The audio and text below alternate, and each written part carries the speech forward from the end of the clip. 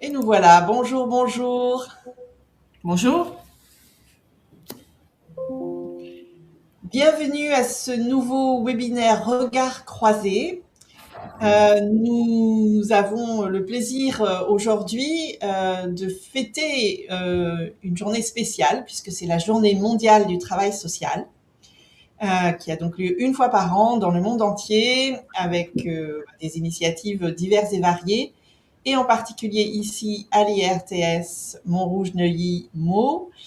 Nous avons décidé de le fêter de deux façons. D'abord avec le webinaire qui va nous occuper pour les prochaines 45 minutes, mais aussi ce soir vers 16h30 par la présentation d'un ouvrage sur le travail social dans les pays du Sud, donc dans nos locaux de Montrouge, où tous les auditeurs, auditrices sont les bienvenus.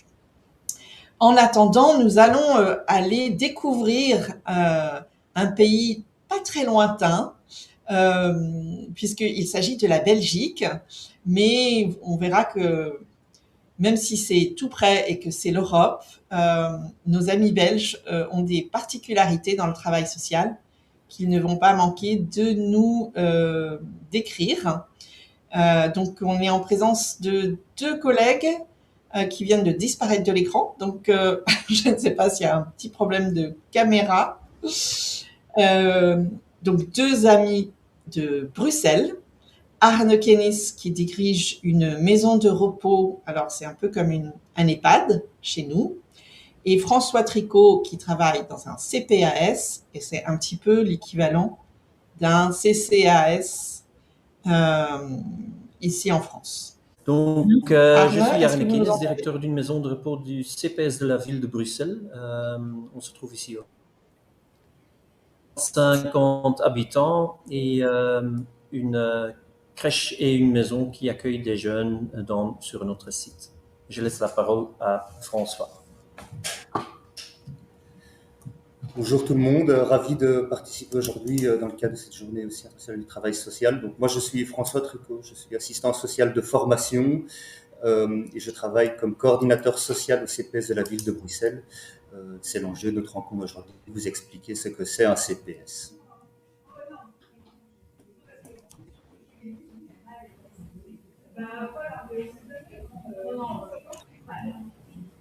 Ok, François, si vous voulez bien, on va commencer par vous pour décrire c'est quoi un Bruxelles en Belgique. Euh, Ça fait quoi? Pour qui? Avec quels moyens?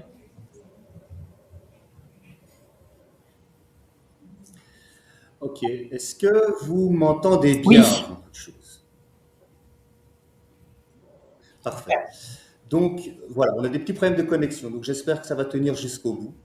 Mais donc, un CPS, c'est quoi? Le CPS, c'est un centre public d'action sociale. C'est un service public local qui est géré d'un point de vue fédéral dans toute la Belgique, mais qui est coordonné dans un niveau communal. Chaque commune a un CPS.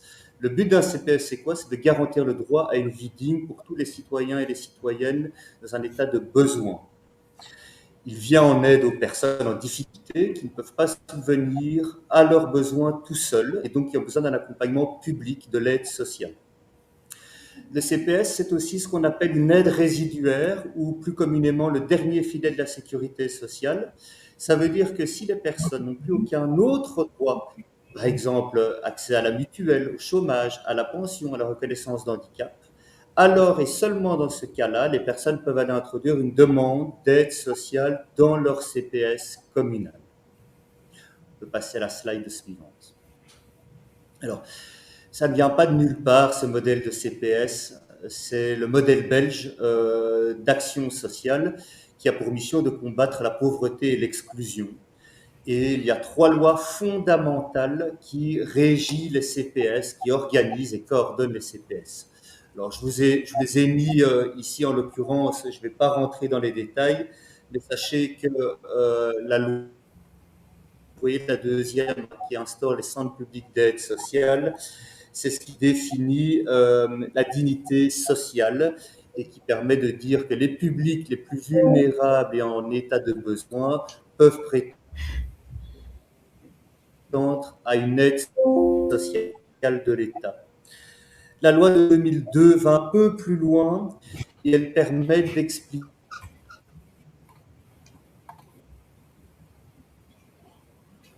sous forme d'aide financière, d'un emploi, d'un accompagnement administratif ou de santé aussi, qui est Arnaud expliquera par après. On passe à la slide suivante. On est toujours bien connecté.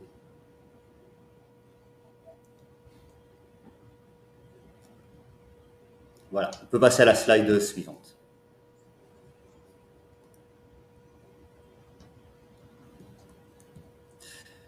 Est-ce qu'on est toujours avec Paris? On est avec vous. Non.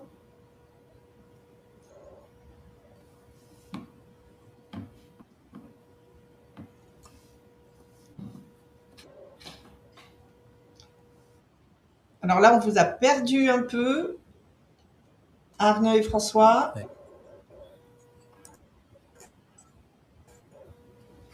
Ok.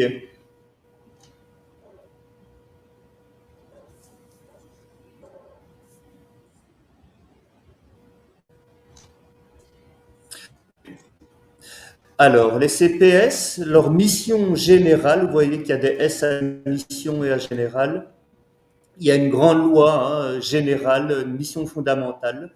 Je vous la cite, c'est toute personne a droit à l'aide sociale. Donc, c'est un souci d'universalisme. Celle-ci a pour but de permettre à chacun et à chacune de mener une vie conforme à la dignité humaine. La dignité humaine, elle est définie par la loi dans le cadre de la loi organique des CPS. On passe à la slide suivante. Alors, en l'occurrence, d'un point de vue très opérationnel, qu'est-ce qu'un CPS peut faire? On a tous les beaux textes de loi, mais un CPS, avant toute chose, ça permet à des personnes dans le besoin financier et social de bénéficier d'une allocation sociale qu'on appelle le revenu d'intégration sociale. Alors, vous voyez, elle peut être ce revenu, il peut être sous forme d'un emploi, ce qu'on appelle l'emploi article 60. Donc, c'est un emploi subsidié par le CPS pour des personnes très éloignées de l'emploi. Mais ces personnes,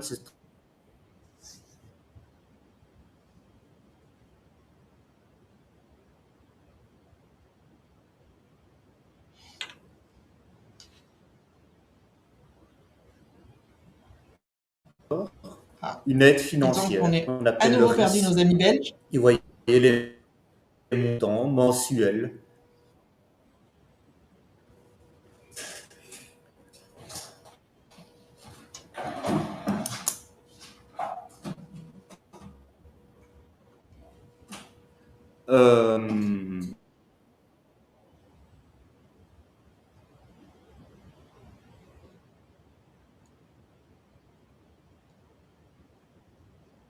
Ah, François, on vous a perdu. C'est quand même incroyable. Je crois que la liaison était meilleure quand on était avec le Cambodge il y a plusieurs mois. De pouvoir travailler à l'accompagnement social plus global, qui est l'information et l'accompagnement sur les matières, entre autres,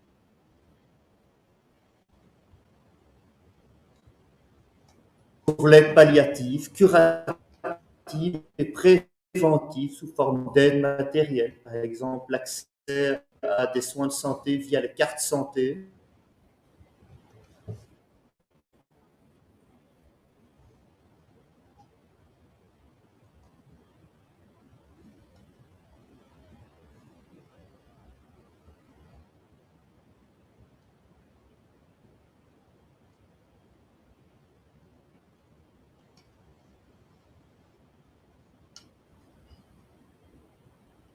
Alors, on va essayer de joindre nos amis belges pour essayer de résoudre le problème.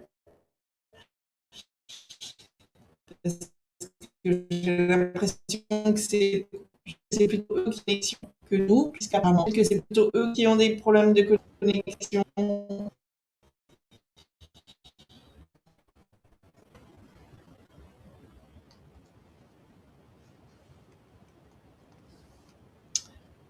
Alors, on va essayer de les appeler. Ce que peut-être on peut faire en attendant. Ah, voilà.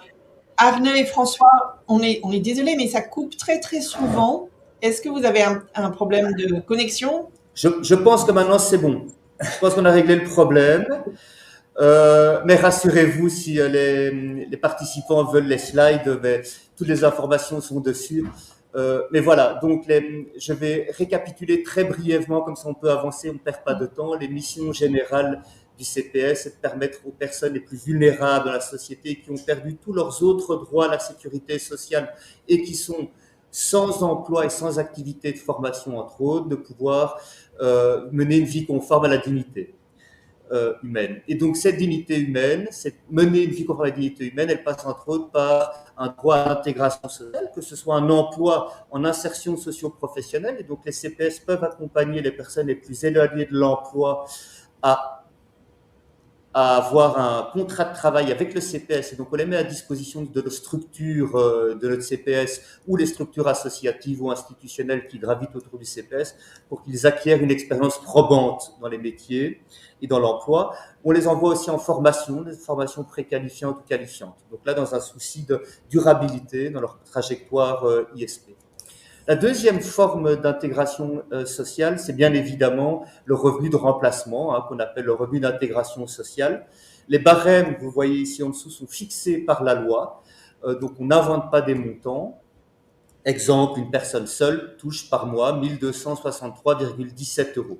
Alors, à la différence de la France, ces montants-là sont indexés régulièrement selon les coûts de la vie en Belgique. Donc, vous voyez, par exemple, il y a 4-5 mois, le montant était inférieur au montant qui est écrit ici sur la slide. Ça permet de pouvoir aux gens de pouvoir un minimum consommer des biens de première nécessité, vu le coût de la vie qui augmente avec les crises énergétiques, entre autres. Ces montants de revenus d'insertion sociaux, ils peuvent être complétés d'autres aides sociales complémentaires, par exemple pour l'achat d'un frigo, pour l'achat de mobilier, pour faire participer leurs enfants à des activités parascolaires, pour avoir accès à un soin particulier au niveau de la santé et du curatif. Une autre des missions générales du CPS, en plus de le droit à l'intégration sociale, c'est l'information et l'accompagnement administratif et social. Ce que j'entends par là, c'est que les services du CPS ne se limitent pas simplement qu'à une aide financière ou la mise à l'emploi, c'est aussi un accompagnement 360 degrés, systémique et global, qui va faire qu'on met à disposition de nos ayants droit un accès au du salut. Comment est-ce que je peux négocier avec mon propriétaire une stabilisation de mon loyer, une diminution de mon loyer? Donc, comment est-ce que je vais recourir à mes droits sur les matières logement? Idem pour la petite enfance, les inscriptions dans les écoles des devoirs, les inscriptions dans les écoles, dans les écoles spécialisées. Idem aussi pour les questions de surendettement. Et là, au CPS de Bruxelles, on a une vraie politique de prévention liée au surendettement. On a un service médiation d'aide qui permet aux personnes qui ont des problématiques de surendettement, de guidance budgétaire, d'être accompagnées préventivement pour éviter de se trouver dans une situation de vie financière très compliquée. Puis après, il y a tout un autre panel que vous voyez ici, une aide palliative, curative, préventive sous forme d'aide matérielle. Ça peut être la carte santé, donc c'est accéder à des soins de santé sur tiers payant, donc très bas par rapport au coût total d'une facturation de soins, médico-social, psychologique aussi, mais mon collègue Arne expliquera aussi plus en détail ce que c'est l'accompagnement curatif et médico-social pour les seniors et les personnes qui ont besoin de soins de santé un peu plus intégrés. On peut passer à la slide suivante. Encore, vous voyez, là c'est tous des exemples, je ne vais pas rentrer dans le fond, mais les CPS permet aussi de pouvoir accompagner administrativement les ayants droit à se réinscrire dans les organismes assureurs, réouvrir des droits, et donc c'est ce qu'on appelle en Belgique, mais j'imagine aussi en France, la lutte contre le non-recours aux droits. On parlait avant la réunion de lasagne institutionnelle, de méconnaissance des trajectoires et des droits sociaux et de santé, et donc on permet de démocratiser ces trajectoires-là et ces parcours et de donner accès plus facilement aux ayants droit à leurs droits. des garde-biens confiés par des personnes admises dans des établissements. On a des endroits, des garages où on peut stocker les affaires des personnes qui sont en situation d'exclusion, qui sont admises dans nos établissements de soins et de santé. La protection des mineurs, ça c'est important. On travaille aussi avec les juges de la jeunesse pour que les enfants qui sont dans des trajectoires de protection puissent être accompagnés par notre CPS. Et puis après, l'énergie. Et donc là, on est lié aussi, suite à différentes crises énergétiques, un accompagnement sur le tarif social. Et donc, on donne accès à un fonds social mazout au gaz, électricité, pour permettre de diminuer le coût de la facture d'énergie. On peut passer à la slide suivante. Les CPS ont aussi comme mission facultative d'organiser des services et donc un CPS peut, s'il y a une problématique sur son territoire communal, développer des services annexes complémentaires à simplement l'aide sociale pour répondre à des problématiques d'urgence dans un diagnostic continu. Je vous donne un exemple, deux exemples assez intéressants. Crise des réfugiés ukrainiens, donc des bénéficiaires de protection temporaire suite à l'invasion russe en Ukraine, en 2022, si je ne me trompe pas. On a ouvert un service d'accompagnement en médiation interculturelle pour les publics ukrainiens, spécifique, avec une orientation logement en centre d'hébergement, une orientation vers l'emploi avec des facilités en langue ukrainienne ou en anglaise, un accompagnement aussi sur tout ce qui touche à la vie sociale des publics ukrainiens, comment est-ce qu'on s'intègre en Belgique, qu'est-ce que c'est la Belgique, comment est-ce que je dois aller m'assurer auprès d'une mutuelle, comment est-ce que je dois inscrire mes enfants à l'école. Voilà, parce qu'on avait une urgence sur les publics ukrainiens. Autre problématique actuellement en Belgique, particulièrement, c'est la problématique et les grandes vulnérabilités financières et sociales et en santé mentale des mamans solo. Vous connaissez la problématique aussi en France. Donc, dans ce cadre-là, on a développé un projet qu'on appelle le projet Myriam, qui est un projet d'accompagnement collectif et communautaire de mamans solo qui sont aidées par le CPS et dans lequel on accompagne collectivement ces mamans avec en médiation interculturelle et en paire aidance pour leur permettre de trouver des solutions à leurs problèmes individuels mais vers le collectif. Et donc, elles créent un réseau de mamans solo solidaires les unes des autres parce qu'on a remarqué qu'une grande partie de notre public était mamans solo. Donc, vous voyez, le CPS, il y a une règle générale avec des missions obligatoires et puis après des missions facultatives qui dépendent des politiques communales. Dernier point ici de ces slides, la participation aux coordinations sociales. Ça, c'est important dans le social et la santé et dans le monde médical, de dire que on a une politique de réseautage en Belgique qui fait que les CPS peuvent organiser et prennent le leadership sur les concertations avec l'ensemble des acteurs sociaux, culturels, de santé, que ce soit associatif ou institutionnel, pour travailler ensemble en bonne intelligence à des projets en commun, à la mutualisation de nos ressources, à la mise en place aussi de diagnostics et de plaidoyer politiques et d'interpellations politiques sur toutes les matières du social et de la santé. Donc le CPS a ça comme mission facultative. On peut passer au slide après. Alors là, ici, je donne l'exemple, une personne qui va introduire une demande d'aide sociale au CPS, s'il introduit une demande d'aide sociale, il a droit à une aide financière, s'il rentre dans les conditions de revenu d'intégration. Il a droit à un accompagnement global, donc je vous dis, il est important qu'on ait une logique systémique 360 sur la vie de la personne. Ça ne sert à rien de donner une aide sociale si on ne l'accompagne pas sur tous les déterminants sociaux de la santé qui l'accompagnent, que ce soit le logement, je vous l'ai déjà dit, la petite enfance, l'emploi, la formation, les barrières linguistiques et les fractures numériques, entre autres. Et alors, le fait que les CPS soient aussi des opérateurs de services publics qui travaillent avec des assistants sociaux, c'est la journée de travail social, ça permet de réaffirmer le droit au respect à la dignité, à la confidentialité via le secret professionnel et le recours en cas de refus. Donc, ça veut dire que même si une personne n'a pas droit à l'aide sociale, si elle veut refuser son aide sociale sur des critères fixés par la loi, le CPS peut aussi orienter, accompagner pour permettre aux gens de recourir à leurs droits. C'est pour ça que nous, on marque très fort l'importance de continuer à travailler avec des assistants sociaux dans ces services publics sociaux, parce qu'il y a une méthodologie de l'action sociale des assistants sociaux qui est propre à leur diplôme et à leur fonction. Et on est vraiment dans une dimension d'accompagnement social, pas administratif. Certains services publics sociaux peuvent être faits par des administratifs. Nous, on répète, c'est important, les CPS, ce sont des assistants sociaux. On peut passer à la slide suivante. Un CPS est compétent au niveau de sa commune, c'est important. Je vais passer brièvement sur cette slide-là, mais on a plus de 380 communes en Belgique. Chaque commune a son CPS. Et ce sont les habitants de la commune qui doivent aller dans leur CPS communal. Donc on est vraiment sur les dimensions territoire, c'est important parce qu'on est sur des politiques territorialisées aussi. Et c'est pour ça que chaque CPS aura une offre de services et d'accompagnement différente en fonction du public qui habite sur son territoire. La ville de Bruxelles, c'est effectivement un territoire de flux, d'urgence sociale avec un nombre important de sans-abri, de sans-papiers, de personnes très vulnérables. Et donc, on a une approche, un paradigme tout à fait différent de CPS de communes beaucoup plus petites et très éloignées des grands centres urbains. Alors, vous voyez, il y a quand même des publics particuliers, les personnes sans abri, les personnes en séjour temporaire.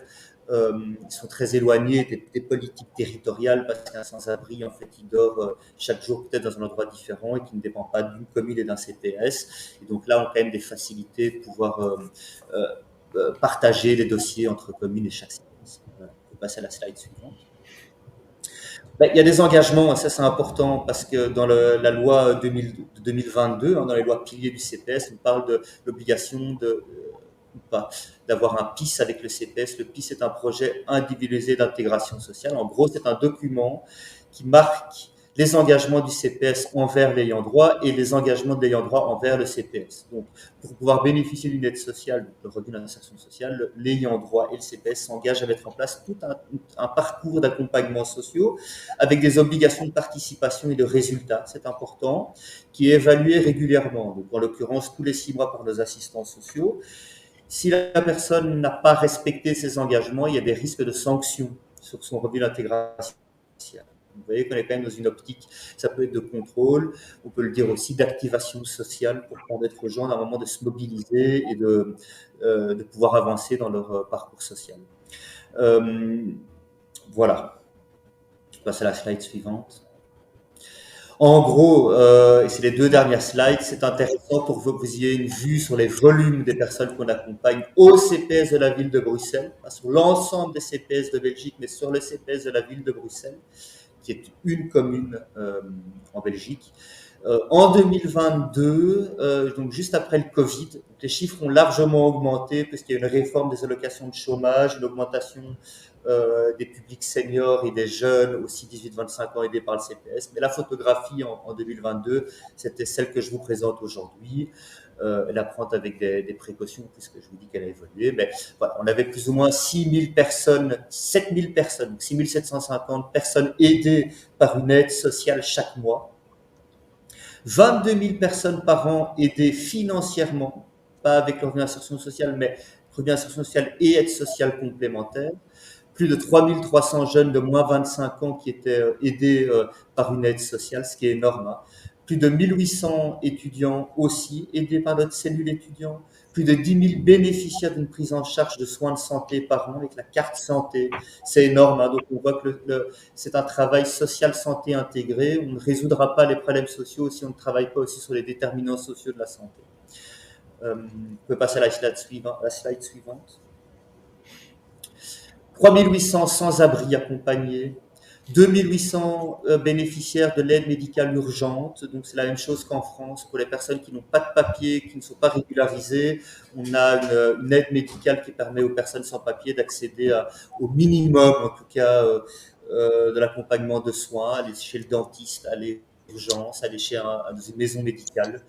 On a 2500 familles qui sont aidées aussi annuellement par notre service logement, que ce soit dans le relogement, dans l'accompagnement de la salubrité, dans l'accompagnement d'identité. Et alors aussi, ça, moi, c'est quelque chose qui m'interpelle régulièrement, c'est plus ou moins 4000 familles qui sont aidées par notre service médiation de dette. C'est énorme. C'est un travail préventif. Alors, le service logement et le service médiation de dette, on n'est pas obligé d'être aidé par le CPS pour y avoir accès.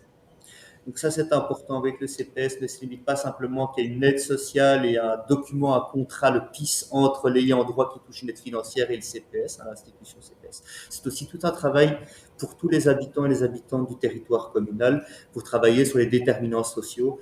Et on tient particulièrement à travailler sur la prévention, la guidance budgétaire et la médiation. Voilà. Alors, je ne sais pas s'il y a une dernière slide. Je ne pense pas pour la matière CPS. Non, on peut arrêter désolé le partage pour slide. Voilà. Il n'y a pas de Désolé souci, pour le merci. problème de connexion. Mieux. Merci. Et voilà, après à vos questions, on pourra échanger un peu plus en profondeur sur les méthodes d'action sociale qu'on met en place et l'accompagnement individuel, collectif et communautaire qui est très intéressant. Je passe la parole à mon collègue. Oui, voilà. Alors, peut-être qu'avant de passer à Arne, peut-être Oui. juste parce qu'il y a quand même quelques questions tout de suite dans le chat et peut-être qu'avant qu'on switch de sujet, comme c'est des questions qui sont très spécifiques pour François, on peut peut-être les partager. Oui. Émilie, tu... Oui, il y a Marie, notre collègue formatrice de l'IRTS, qui demande quels travailleurs sociaux s'occupent du surendettement. Tout à fait. Donc, dans le service, donc je vous avais dit que pour le CPS, méthodologiquement, il est important de garantir que l'accompagnement des suivis sociaux soit toujours assuré par un assistant social. C'est très important. Donc, les dossiers individuels d'accompagnement sociaux liés à la guidance budgétaire, liés à la négociation avec les organismes de paiement, etc., soient assurés par des assistants sociaux. Cependant, on ne se limite pas, parce que je vois une question après d'ailleurs sur les profils et les fonctions des travailleurs sociaux au CPS, on ne se limite pas simplement qu'aux assistants sociaux. On a toute une catégorie de travailleurs qui particulièrement travaillent dans l'accompagnement de outreach, donc ils accompagnent plus les travailleurs pour se déplacer, la mobilité, les ayants droit à la mobilité, ou dans l'accompagnement collectif et communautaire. Là, on est sur des profils plus d'éducateurs sociaux. On a aussi des chargés de projet qui travaillent plus sur le volet communautaire et de plaidoyer, qui eux peuvent être diplômés, par exemple en sociologie, en action sociale. Et alors on a tout un volet aussi de back-office qui est assuré par des administratifs qui sont quand même les chevilles ouvrières d'une institution comme un service public. On doit encoder les dossiers dans des outils informatiques qui sont quand même assez complexes. Et donc là, c'est une charge qui est donnée à des agents plus administratifs. Mais le volet social global est assuré par des assistants sociaux. D'accord, merci. Toujours une question de Marine qui demande pourquoi le nom de Myriam pour le dispositif Maman Solo. Le volume de Maman Myriam, alors c'est exponentiel. On a commencé par un groupe de... Excusez, pourquoi c'est le prénom Myriam qui a été donné? C'est une bonne question. C'est un projet qui a été co-construit par plusieurs CPS, les plus gros CPS de la Belgique, donc les villes peut-être que vous les connaissez, Charleroi, Liège, Gand, Anvers et Bruxelles, et une commune à Bruxelles qui s'appelle Schaerbeek. Pourquoi est-ce que ça s'appelle Myriam? Ça a été décidé, réfléchi et co-décidé par le collectif qui a créé la philosophie de ces projets de Maman Solo. Et parce que Myriam, c'est un nom assez neutre qui fait appel à l'interculturalité. C'est un nom dans le Sahel, en Belgique, dans les pays du Maghreb, c'est Myriam, Marie, Mariama. Donc c'est un nom assez universel, parce que la problématique des mamans solo, elle touche toutes les catégories de femmes, peu importe leur origine et leur classe sociale. Alors peut-être que vous y avez plus ou moins répondu, et puis Judith, tu vas peut-être apporter une nuance, mais tu demandais quels sont les profils des travailleurs sociaux qui travaillent au CPAS. Oui, mais donc principalement des assistants sociaux, c'est important pour garder le cadre du code de déontologie des travailleurs sociaux. C'est la journée des travailleurs sociaux, donc on se réfère au code de déontologie des travailleurs sociaux. D'ailleurs, on prête serment dans notre qualité de travailleur social quand on commence à travailler au CPS. Donc les profils sont des diplômés assistants sociaux. En Belgique, c'est 3 ans d'études. Et puis après, je vous ai dit, dans l'accompagnement un peu plus complémentaire à l'action sociale générale, donc tout ce qui touche par exemple au collectif des Mamans Myriam, on est plus sur des travailleurs sociaux, éducateurs, animateurs. Et alors aussi, on a changé de paradigme après le Covid, ou un peu avant le Covid, mais c'est dans l'air du temps. On travaille maintenant avec des case managers et des pères aidants et des experts de vécu. Je ne sais pas si c'est des termes qui disent quelque chose, mais on essaie d'intégrer les personnes qui ont vécu ces vulnérabilités et qui sont en fait tout à fait légitimes aussi pour trouver des solutions et mobiliser les publics qui sont très éloignés des institutions comme les CPS. On essaie d'être le moins top-down, le moins descendant, et on essaie de se mettre à échelle de valeur des publics qu'on accompagne. Et donc ça, c'est dans l'innovation sociale, on a des résultats par rapport à ça. Merci. On a une question de Daniel qui demande quid des financements. Alors, Daniel pose une question très intéressante. Alors, un CPS, de manière générale, il est financé globalement par l'État fédéral, donc la Belgique, et par son ministère des Affaires sociales, qu'on appelle le SPPIS, Service public d'intégration sociale. Il finance les revenus d'insertion sociale qu'on donne aux demandeurs d'aide sociale, les revenus d'insertion sociale. Un autre volet du financement des CPS, c'est le volet régional. On est séparé, comme en France, par des départements qu'on appelle des régions en Belgique. Il y a 3 grandes régions. Et donc, les régions financent tous les volets complémentaires qui ne sont pas liés à l'aide sociale en tant que telle. Donc, par exemple, ça peut être le volet surendettement énergie. Ça peut être, je pense, les maisons de repos, entre autres. Ça peut être les coordinations sociales. Donc, on engage les travailleurs qui animent des espaces de concertation entre professionnels de la santé. Ça, c'est la région qui a ces compétences-là. En cas d'urgence aussi, je faisais l'accueil des Ukrainiens, par exemple, c'est la région qui a financé ça. Et enfin, encore 2 manières d'être financé au CPS, c'est le niveau communal et local, qui finance le CPS en fonction de ses priorités communales et de ses habitants, des profils socio-démographiques des habitants.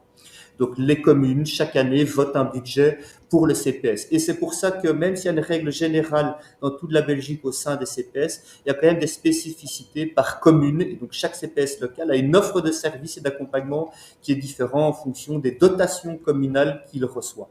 Enfin, les CPS reçoivent aussi de l'argent via des donateurs, via des fondations de mécénat, via des appels à projets. Donc, les CPS sont en capacité d'introduire des demandes de subventions et de répondre à des appels à projets. Alors, on a encore 2 questions et puis on va s'arrêter là et passer à Monsieur Kénis. Donc, Marine et Judith ont une question un peu similaire. Le nombre de personnes qui ont bénéficié de l'aide a-t-elle été en augmentation ou est-ce plutôt stable? Alors, c'est clairement en augmentation, puisque, premièrement, la population bruxelloise augmente d'année en année. Donc, il y a plus de personnes qui rentrent que de personnes qui sortent dans les classes populaires et donc les personnes vulnérables qui, effectivement, vont demander de l'aide sociale. Donc, chaque année, le nombre de demandeurs d'aide sociale augmente. Secondement, on a fait face à différentes vagues de crises sociales. On a eu le Covid, on a eu l'Ukraine, on a eu la crise énergétique et l'augmentation du coût de la vie qui fait que de plus en plus de personnes se sont tournées vers les CPS pour demander une aide sociale, revenu d'insertion sociale ou une aide sociale complémentaire. Troisièmement, on voit que les problématiques sociales sont de plus en plus plurielles, ce qui veut dire que ce n'est pas simplement qu'une personne qui demande de l'aide sociale, ça peut être un accompagnement lié par exemple au surendettement ou à la problématique aussi de l'éloignement de l'emploi qui a besoin d'un accompagnement plus par un CPS. Et donc on voit dans le travail social que depuis maintenant des dizaines d'années, la difficulté, les vulnérabilités évoluent et sont systémiques. Et donc on accompagne de plus en plus de personnes dans toutes les classes sociales, dans tous les publics et dans toutes les tranches d'âge. Enfin, à CPS, comme c'est un service public, il est aussi traversé par les politiques sociales et les réformes dans les gouvernements. Et actuellement, en Belgique, on a un gouvernement libéral qui a fait une grande réforme de l'activation sociale et des aides sociales. Donc, au niveau de la pension, du chômage, de l'accès aux droits du revenu d'insertion sociale, sur l'accès aussi au statut de réfugié reconnu. Et ça devient de plus en plus contraignant. Et donc, en fait, on passe dans des logiques beaucoup plus d'activation sociale avec une importance mise sur la responsabilisation et l'emploi. Et donc, on a ici maintenant en région bruxelloise plus de 35 000 personnes qui, en un an et demi, ont perdu ou vont perdre leur allocation de chômage. Et donc, c'est potentiellement 35 000 nouveaux demandeurs d'aide sociale. Et donc, effectivement, il y a un enjeu maintenant de renforcer nos équipes dans les CPS, de changer aussi notre méthode de travail et d'orienter mieux vers l'emploi durable et de recruter du personnel. Et ça, c'est important. Donc, ça, plus ça, plus ça, plus ça, fait qu'il y a effectivement un boom au niveau des nouvelles demandes. Et voilà. Bon. Merci. Merci beaucoup. Merci vraiment pour toutes ces informations. Voilà, je pense qu'on a des préoccupations qui sont très proches aussi sur Paris. Mais alors, je voudrais maintenant qu'on fasse un petit focus sur plutôt les personnes âgées, mais finalement pas que, puisque Arne, une des spécificités peut-être des Ursulines, c'est bien sûr d'accueillir des personnes âgées, mais au cœur du quartier ouvert sur la ville et avec beaucoup d'actions intergénérationnelles. Mais voilà, je vous laisse présenter. Bonjour. Je vais d'abord dire que l'organisation des maisons de repos, ou comme les EHPAD en France, c'est un peu similaire. On a des associatifs privés, des organisations comme des ASBL, mais aussi des services publics. Par contre, les services publics qui organisent des maisons de repos, ça vient normalement toujours des CPS ou des communes. Donc, ça vient pas de l'État comme en France parfois.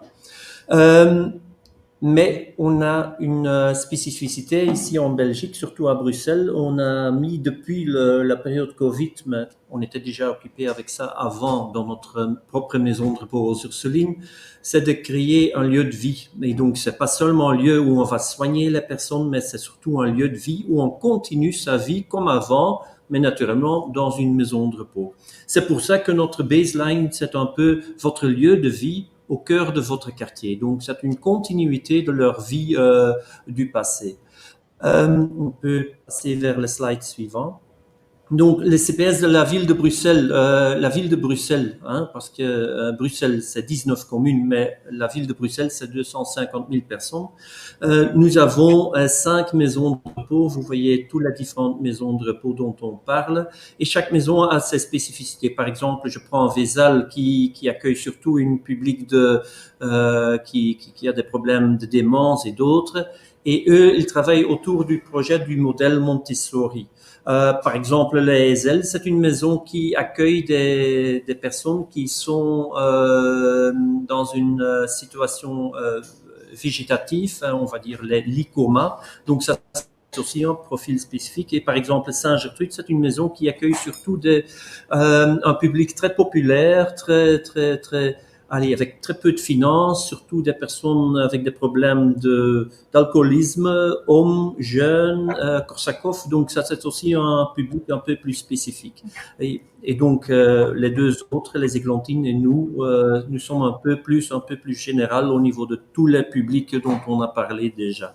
Le slide suivant. Donc, notre maison, l'âge moyen, c'est 81 ans. Et donc, la tranche d'âge, c'est quand même 50 ans. Donc, il y a beaucoup de générations chez nous. On a 5 cinquantenaires, quelques habitants moins de 60 ans. C'est une minorité. Pourquoi? Parce que 60 ans, c'est l'âge à partir de quand on est officiellement bienvenu dans une maison de repos. Sinon, vous devez aller lancer une demande auprès du ministre. Donc, ça, c'est toujours un peu bizarre qu'on doit demander une demande pour un ministre pour accueillir quelqu'un de moins de 60 ans. 60% de nos habitants souffrent de la démence, mais depuis plusieurs années, on voit une forte augmentation du profil psy ou un profil psy qui qui est partiellement ensemble avec la démence, un double diagnostic, ou quelque chose qui est spécifiquement lié avec borderline et d'autres. Et donc, c'est quand même une réalité aussi au centre-ville qui touche presque 75% de nos habitants. On a fait un calcul récemment. Et le problème, c'est que ce type de profil, d'abord, on n'est pas financé pour ce profil-là, et deuxièmement, ça demande aussi une autre organisation, un autre profil de personnel et une autre organisation et architecture de votre bâtiment dans certains cas. Donc, c'est assez important. Le niveau de soins chez nous est basé sur l'échelle CATS, et donc je ne vais pas aller trop loin de ça dedans, mais c'est une évaluation sur base de est-ce que vous savez encore aller toute seule à la toilette? Est-ce que vous avez un problème d'incontinence? Est-ce que vous savez vous laver? Est-ce que vous savez manger toute seule? Est-ce que vous avez une mobilité qui est encore allez, à un certain niveau alors que vous savez vous débrouiller toute seule ou pas? Et donc ça, c'est l'échelle 4 dont j'ai parlé. Slide suivant. Une maison de repos comme la nôtre, il faut un peu plus loin. C'est bon. Ce n'est pas une maison, c'est presque un village.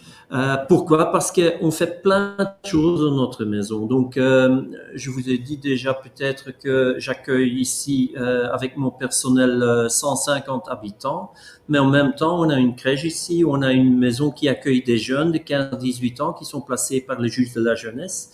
On a un jardin, on a une brasserie, on a un salon de coiffure, on a une bibliothèque gérée par les habitants, on a un potager dont on va encore parler par après. On a aussi quelques chambres disponibles aux jeunes étudiants qui sont aidés par le CPS dans le cadre du blocus résidentiel. Ça veut dire que pendant les périodes des examens, ils viennent chez nous étudier, dormir, manger pendant toute cette période-là, parce qu'il faut savoir que plusieurs jeunes ici à Bruxelles sont logés dans des petits appartements avec des grandes familles, et donc allez, étudier d'autres choses, c'est pas si évident. Donc dans ce cadre-là, on ouvre une partie de notre bâtiment pour accueillir ce type de jeunes. Mais on est aussi une zone d'éducation. Pourquoi?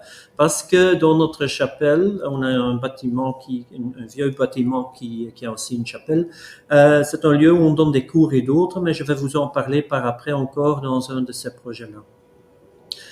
Une grande partie des activités comme le ciné-club, la petite cuisine, l'aromathérapie, bibliothèque et d'autres sont gérées par nos habitants. Et ça, c'est quelque chose qui est très spécifique. On essaye de leur donner le pouvoir de gérer leur propre vie de nouveau avec leurs capacités et compétences à ce moment-là. Mais c'est quelque chose qui est très, très important aussi. Aider les chats, les animaux et d'autres, c'est aussi quelque chose qui est une activité qui est là pour nos habitants. Slide suivant. Ici, je vous montre quelques photos qui montrent un peu la vie journalière de notre maison de repos. Donc, ce ne sont pas des AI, ce sont des vraies photos.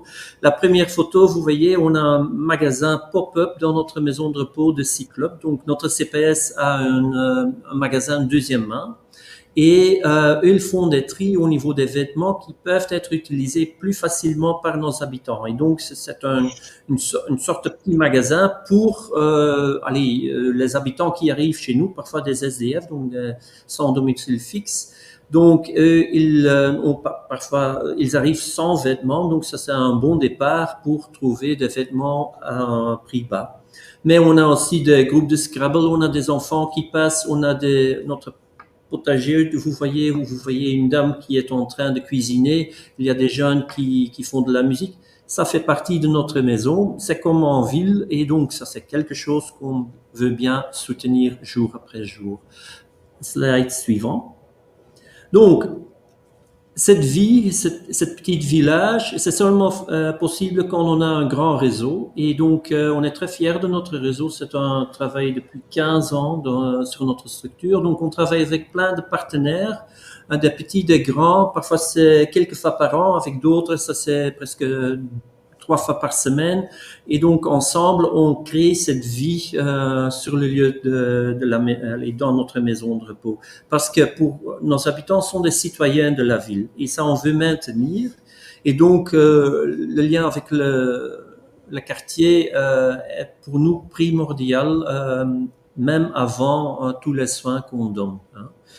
OK, slide suivant.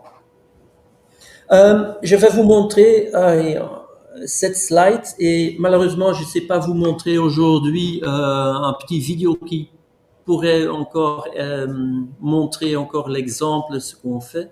Donc, dans notre maison de repos, on organise plein de choses autour de la musique et de la culture. Et je prends ici de la musique. Donc, on organise ici tous les mois un concert gratuit pour nos habitants, mais pour aussi des citoyens ou des maisons de repos du quartier, des autres communes autour. Et c'est un lieu de rencontre. C'est surtout pour créer un contact. Et ça crée aussi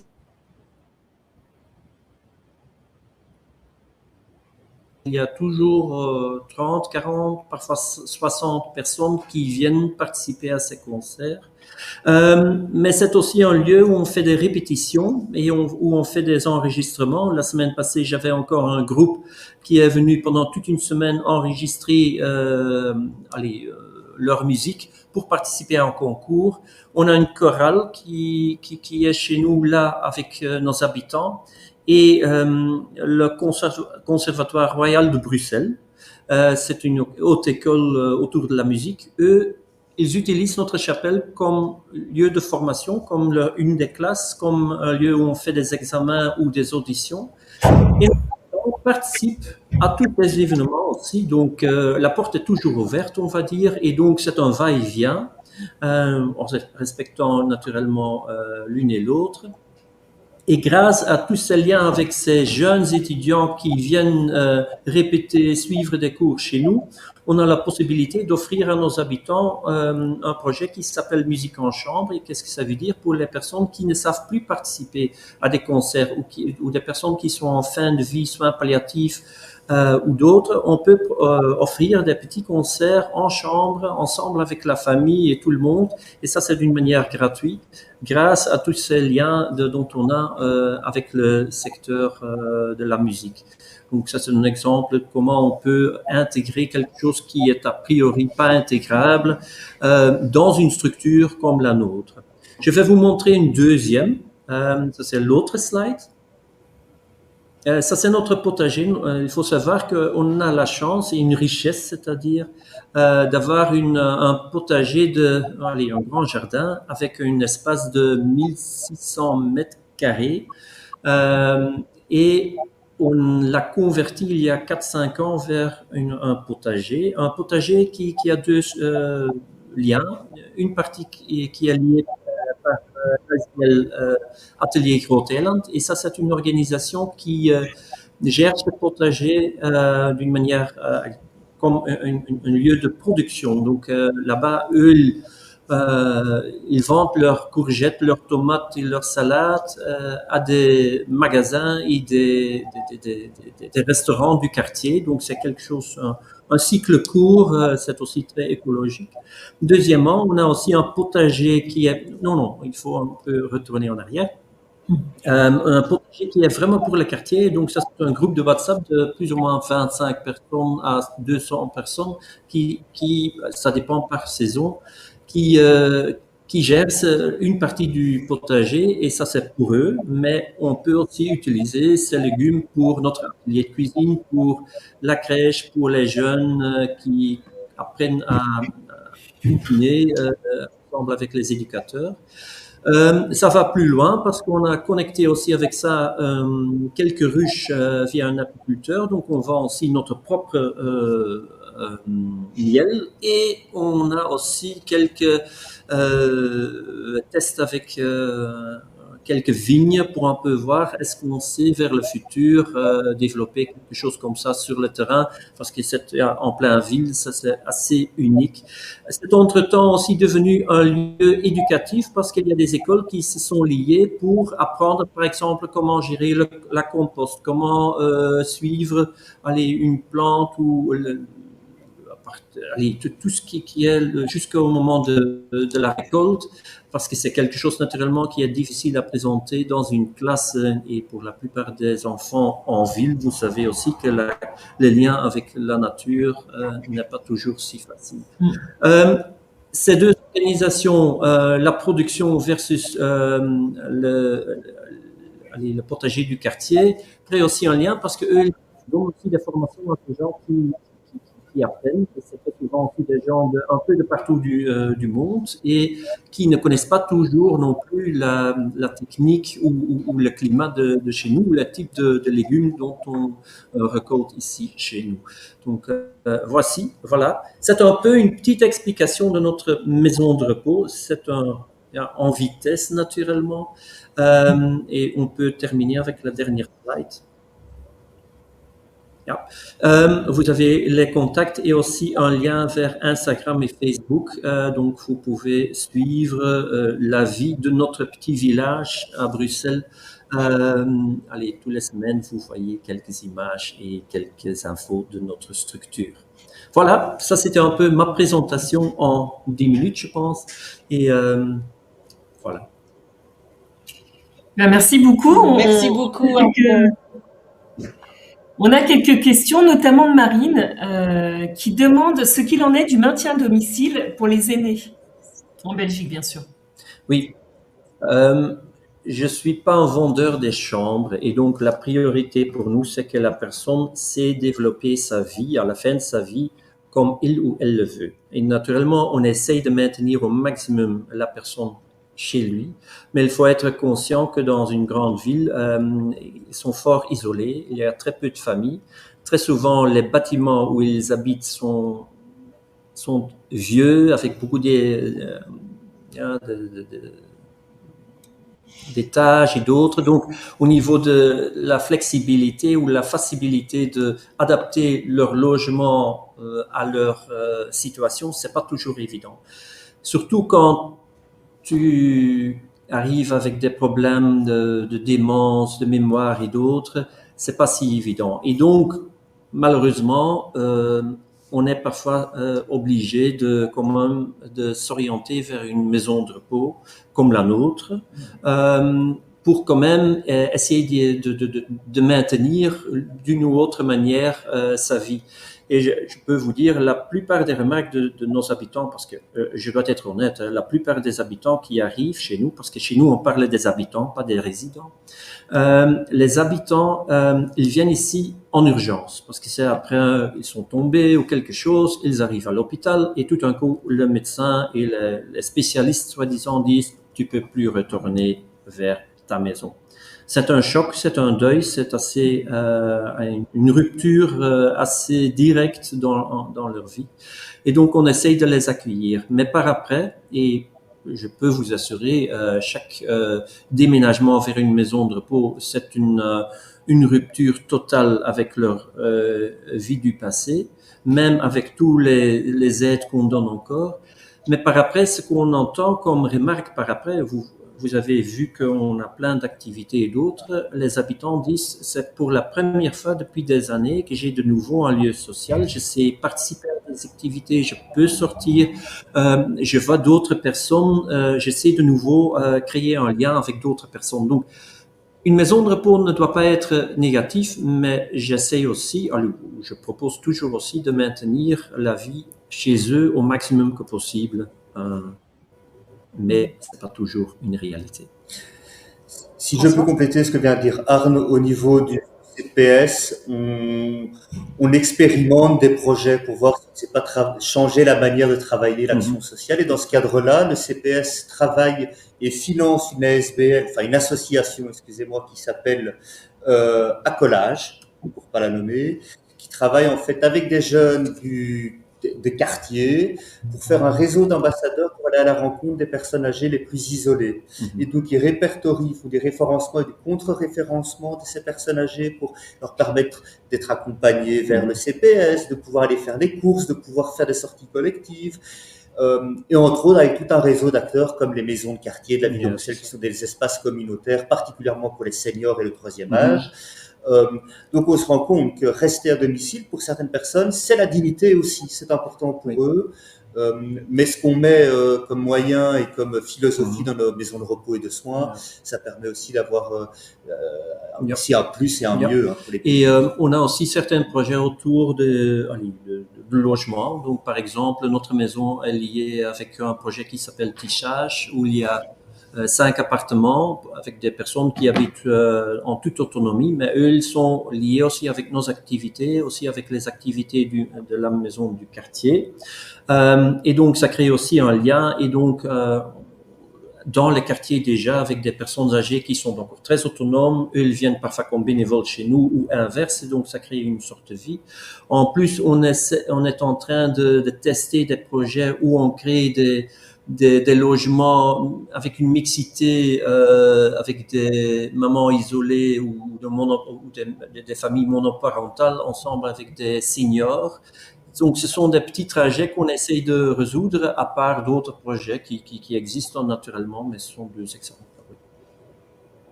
Merci beaucoup pour cette réponse précise. J'ai Sébastien qui demande si vous accueillez des étrangers, si vous avez suffisamment de place.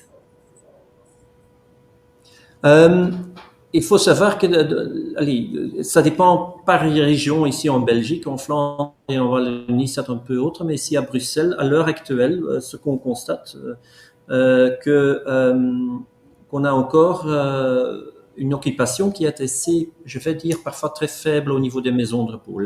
Il y a une grosse partie des maisons de repos qui sont autour de 80%. La nôtre, c'est autour de 97-98%, et on est en train encore d'augmenter notre capacité.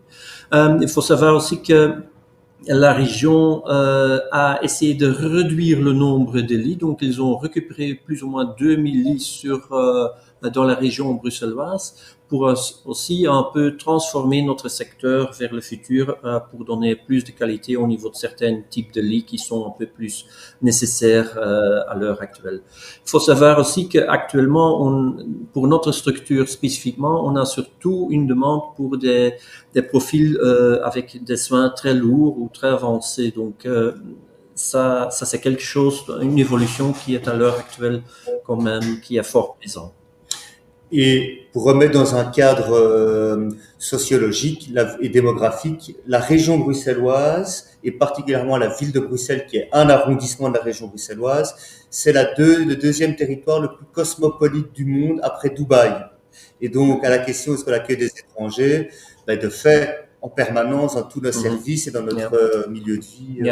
Il faut savoir aussi quand on parle au niveau de la diversité, 75 à 80% de mon personnel ont des liens avec l'étranger dehors l'Europe.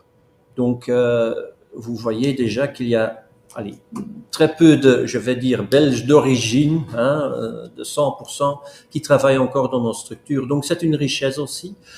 Deuxièmement, au niveau des habitants, ça augmente aussi, mais ça, c'est quelque chose avec un peu de retard. Et donc, à l'heure actuelle, on a plus ou moins 25% de nos habitants qui sont pas belges. Donc, ce sont des gens de maghrébines, ça peut être Togo, Congo, Rwanda, Burundi, name it. Pas l'Amérique du Sud, c'est la seule région, je pense les États-Unis aussi. Mais tout le reste, je pense que c'est représenté chez nous. On a quelques Ukrainiens, on a quelques Russes aussi qui savent bien vivre ensemble ici chez nous. Donc, c'est un amalgame un peu de partout, des Iraniens, name it. Bon, très bien. Et une dernière question de Marine, combien coûte une journée ou un mois dans une maison de repos, dans la vôtre? Je peux vous dire, à l'heure actuelle, nous sommes financés en majorité via 2 niveaux. D'une fois, c'est la région, et ça c'est lié avec le niveau des soins qu'on doit donner à une personne.